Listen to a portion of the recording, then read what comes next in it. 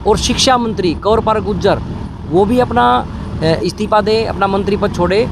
हमारा गुर्जर भाइयों से कोई विरोध नहीं है। आगे हम 10 सितंबर के बाद इस आंदोलन को और तेज करेंगे। इतिहास के साथ छेड़छाड़ भी इन लोगों ने प्रारंभ की।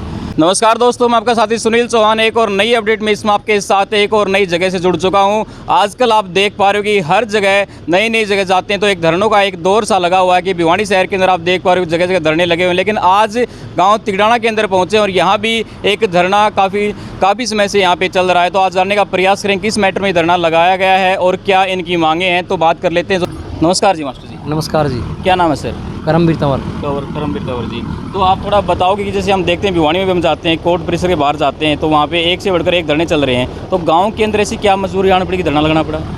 ऐसा है जी, लोकतंत्र के अंदर जो लोकतांत्रिक तरीका है ये धरना प्रदर्शन जी। और ये आज से नहीं, अंग्रेज़ों के समय में अपने ये गांधी जी ने भी धरना प्रदर्शन किया है ना। बिल्कुल, बिल्कुल। तो ये अपना राइट्स है। और हमारा जो धरना है 19 तारीख को कैथल के अंदर जो सम्राट, जो क्षत्रिय सम्राट मिहिर भोज प्रकरण में जो हमारे कुछ साथी वहाँ पे शांतिपूर्ण धरना दे रहे थे और अपनी मांगों के लिए वो विरोध प्रदर्शन कर रहे थे, वहाँ पर उनके ऊपर लाठियाँ बांधी गई, आंसू गैस के गोले छोड़े गए। तो ये कौन सा तरीका है? क्या सरकार का है? कोई अच्छा सरकार था? कोई, ये बिल्कुल मतलब घटिया काम था इस हरियाणा सरकार का और उसके विरोध में ही ये प्रदर्शन है। ये जो धरना प्रदर्शन, ये 14वां दिन है आज हमारा। तो बात करा धरने की, क्या तिगड़ाना गांव के अंदर ही धरना है, कहीं और भी धरने यहाँ पे चल रहे हैं? अभी तिगड़ाना गांव में ही है। आगे हम 10 सितंबर के बाद इस आंदोलन को और तेज़ करेंगे और इसको गांव-गांव, ढाणी-ढाणी भारत के हर गांव में लेके जाएंगे और ये बताएंगे कि जो ये बीजेपी और जो आरएसएस है ये देश विरोधी जो काम कर रहे हैं और ये क्षत्रिय विरोधी तो बिल्कुल भी है। इतिहास के साथ छेड़छाड़ भी इन लोगों ने प्रारंभ की। और आज ये जो धरने का उद्देश्य है ये है कि जितने भी कर्मचारी जिन्होंने लाठियाँ बांधी है वो सारे के सारे सस्पेंड हो, एसपी-डीसी का तबादला हो और जो लीलाराम गुर्जर है जो वहाँ पे जिसने मूर्ति अनावरण किया जाति सूचक शब्द के साथ, जबकि वो इतिहास के साथ छेड़छाड़ है। गुर्जर प्रतिहार राजवंश, क्षत्रियों का राजवंश, उनकी एक क्लेंस है और उन्होंने जो किया, तो हम चाहते हैं कि हमारी जो मांग है वो भी अपना इस्तीफा दे और शिक्षा मंत्री कंवरपाल गुर्जर वो भी अपना इस्तीफा दे, अपना मंत्री पद छोड़े। और ये जो हरियाणा का जो मुख्यमंत्री, एक कमज़ोर जो मुख्यमंत्री बना हुआ है, हम चाहते हैं इसका भी परिवर्तन हो, मुख्यमंत्री अपना पद छोड़े।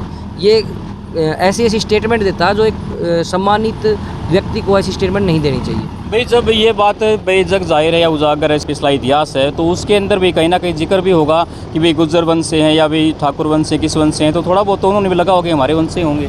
नहीं, वो उनकी संतति हो सकती है, संतान हो सकती है।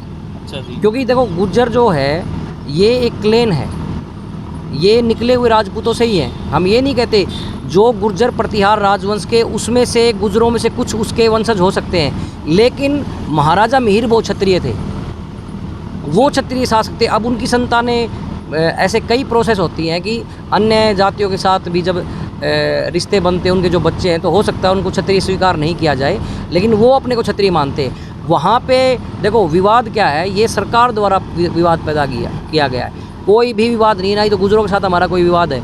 आप ये मानो, उसके अब गुर्जर अपने आप को क्षत्रिय ही बोलते हैं, रिजर्वेशन भी लेते हैं और उसके आगे क्षत्रिय शब्द लगाने का विरोध भी करते हैं। अगर उसके अंदर क्षत्रिय शब्द लग जाए, क्षत्रिय सम्राट मिहिर भोज, क्या आपत्ति है?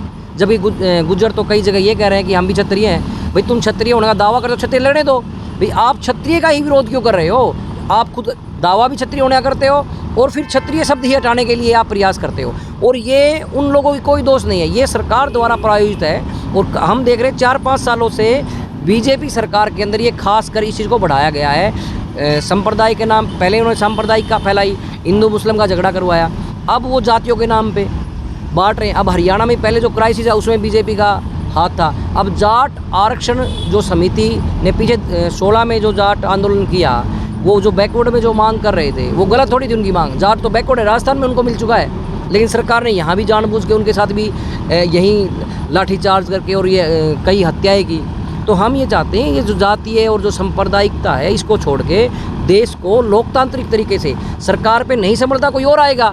पहले तो इनको बना दिया लोगों ने, जब तो ये बड़े बड़े दावे करते थे, लेकिन ये वहाँ तक तो सीमित, तो बहुत सीमित सोच के लोग हैं, ये केवल पूंजीवाद को बढ़ावा दे रहे हैं। मजलूमों को कमेरे वर्क की ये बिल्कुल तानाशाही सरकार है, डिक्टेटरशिप है पूरे भारत के अंदर, और इसका ही नतीजा है। और ये आने वाले समय में बहुत घातक होने वाला है, क्योंकि जब भी अराजकता, जनता में जब अराजकता बढ़ती है, कहाँ गए वो 56 इंच के सीने का दावा करने वाला मोदी जी?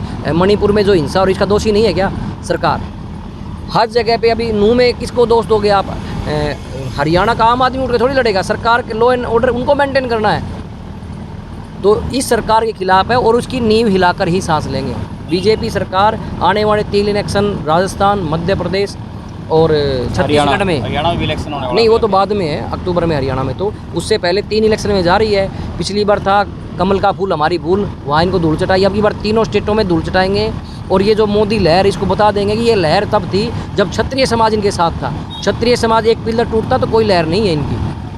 चलो नमस्कार जी। नमस्कार, क्या नाम है सर? विजय सिंह नाम है। तो जो ये धरना प्रदर्शन चल रहा है, अभी भाई साहब ने बताया कि 15 दिनों से लगभग धरना चल रहा है, तो कोई अधिकारी या भाई कोई सरकार का कोई नुमाइंदा यहाँ पे आया? भाई क्यों नहीं, धरना चल रहा है, या आप क्यों धरने के ऊपर बैठे हो? कोई नहीं आया। कोई नहीं आया। तो आपकी क्या मांग है सब भाई सरकार से? मांग तो भाई ने करी है, वही मांग। अच्छा जी। राम राम भाई साहब, नमस्कार। क्या नाम है भाई? अभिषेक तंवर। अभिषेक तंवर। तो भाई ने भाई सारा एक्सप्लेन से बताया भाई कैसे धरने की शुरुआत हुई, क्या रीज़न रहा। भाई जो गुर्जर समाज है वो अपने आप को भाई दावा कर रहा है मिहिर भोज के बारे में, और आप अपना दावा कर रहे हो, तो आपके विचार में कहाँ तक भाई इस बात में सच्चाई है?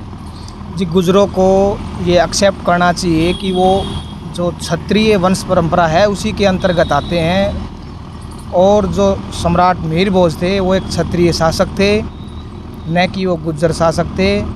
उनको जब ये एक्सेप्ट करेंगे कि वो क्षत्रिय थे, तो हम जो पिछले कई वर्षों से हमारा भाईचारा जो बना हुआ है वो बरकरार रहेगा, और जो सरकार द्वारा साजिशें रची जा रही हैं इसमें कमी आएगी और आपसी भाईचारा बरकरार रहेगा, नफरत की राजनीति दूर होगी। मतलब भाई भाईचारा ही एक मिसाल है कि भाईचारा भाई लड़ाई में आजकल किसी कोई फ़ायदा नहीं है, भाई भाईचारे में सब कुछ है। भाईचारा ही बना के रखना है, और हमारा गुज्जर भाइयों से कोई विरोध नहीं है। भाई साहब ने बताया कि ये जो लीलाराम जो गुज्जर है वहाँ का जो विधायक है उसके द्वारा रची गई सारी साजिश है। तो दोस्तों ये आपने देखा, इसमें हम गांव तिगड़ाना के अंदर मौजूद थे, और आपको जैसा कि आपको पता कि हम एक छोटी छोटी अपडेट आपको दिखाते हैं। तो गांव तिगड़ाना के अंदर लगभग 15 दिनों से ये धरना जारी है। आपको हमारी अपडेट कैसे लगी? ऐसी अपडेट जानने के लिए भिवानी न्यूज़ 24 को दोस्तों सब्सक्राइब जरूर करें। Thank you friends, have a sweet day.